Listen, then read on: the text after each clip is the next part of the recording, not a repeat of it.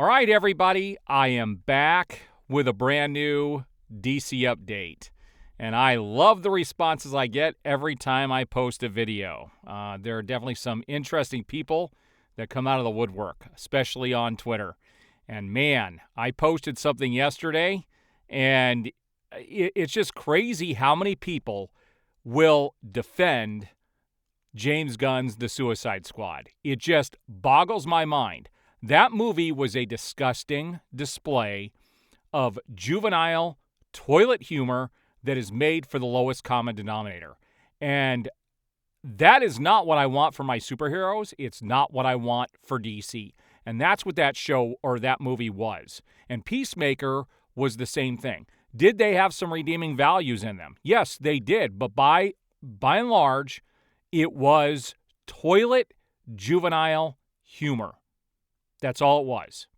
And for people to sit there and defend it, The Suicide Squad did not do well in theaters. It did not do well on physical media. It didn't do all that well on streaming. It did for the first week or so, and then it dropped off. Zack Snyder's Justice League did way better in viewership than The Suicide Squad did. And I actually posted a graphic about that a long time ago where they gave you the first week or two of Zack Snyder's Justice League did more than The Suicide Squad did an entire month.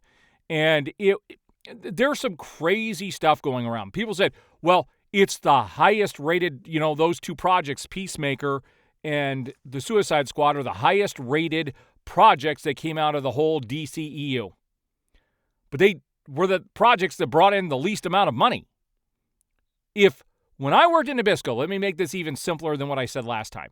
If Nabisco had come out with such an amazing product that tested well in the market and then nobody bought it, it gets discontinued and they move on. The DCEU prior to James Gunn, everything did well up until Shazam. You sold way more tickets in theaters. People loved it. And in fact, Batman vs. Superman is one of the highest-selling Blu-rays ever produced. People buy stuff that they like. People didn't buy The Suicide Squad. It was a bomb all the way around, and people will say, well, it came out at the same time, or it came out during the pandemic. So did other films.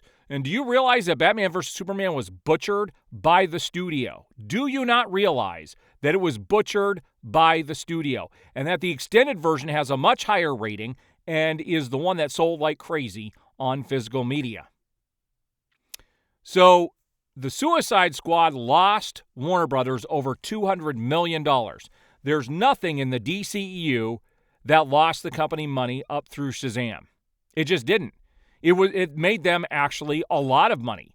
And there were some surprise hits like Wonder Woman and Aquaman. And these projects, even the original Suicide Squad did really well.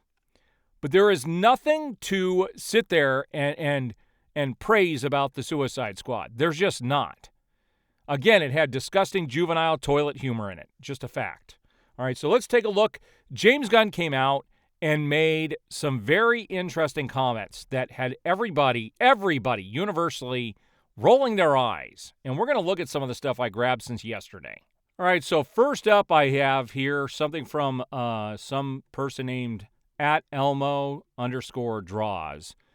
This is a picture of David Corenswet's Superman. And I actually like this. This is some pretty cool art here. I hope it looks this cool in real life, but I'm not betting on it. But we shall see. But I thought this was a piece of cool art here. Now, this is a timeline on James Gunn's DCU so far. First, we're going to have Creature Commandos, then Superman, then Peacemaker Season 2, which shouldn't it really be called Season 1 now, and Waller. And 3 of these projects the mainstream audience doesn't care about. No one's going to care about Creature Commandos. Nobody really cares about Peacemaker, and most people don't care about Waller either. Why these projects are the ones moving into production first are mind-boggling. You have to build your core characters, and these are not core characters. Now, these are some rumors, and we don't know if these things are true, and I hope they're true, but it says The Batman Part 2 Rumors. The Joker will play a similar role to Hannibal Lecter and will provide information to Batman. Since he's locked up, I don't see him getting out, and I definitely don't think that is. I don't want him to be the main villain. I am just tired of Batman movies using the Joker as a crutch. It says Clayface will be a serial killer who uses his victim's skin to change the appearance of his face.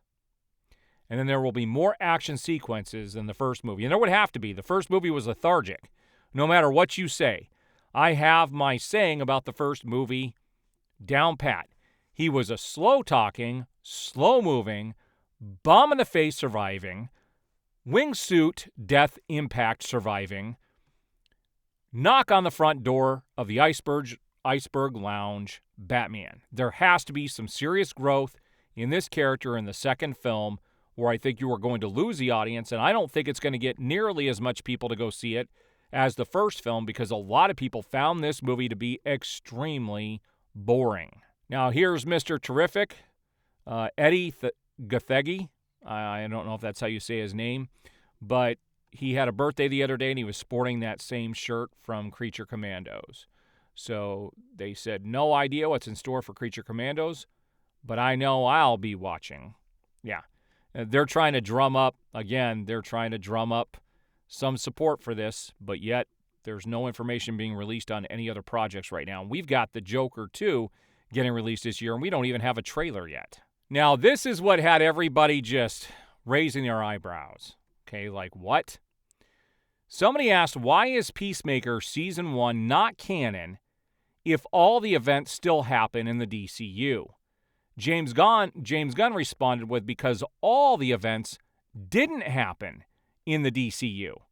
I mean, most do, but there are a few things outside the lines, so I can't say it's pure canon. Talk about talking out both sides here. This, to me, talk about confusing. Peacemaker should not be getting a Season 2. Peacemaker should not even be in the DCU. It should be left in the past with everything else. There's no reason why James Gunn stuff has to continue and everybody else's gets thrown in the garbage. It doesn't make any sense. And more and more people are finally coming out, speaking out against this. This was the worst possible case scenario of a reboot of this kind. And I'm going to talk about why I think James Gunn was hired and who hired him in the first place, because I had some people bring up some interesting arguments in my comments after my last video. Now, Michael Keaton said, in regards to returning as Batman, he said, never say never. Everything's dependent upon something else. And he is absolutely right. I am dying to see him back for the Batgirl film. I really liked him in the Flash movie, and we know he didn't die in the original version of The Flash. I think that is something that James Gunn changed. And James Gunn does not like this version of Batman. He never did. He's made some disgusting comments about the director and this version of Batman. And so he had to die not once but twice in the Flash movie. And he was going to be in the Batgirl film, but again, they nixed that as well. And so he's right about it being dependent upon everything else. And everyone's just biding their time right now because everybody does expect that Warner Brothers Discovery will be sold in April or shortly thereafter.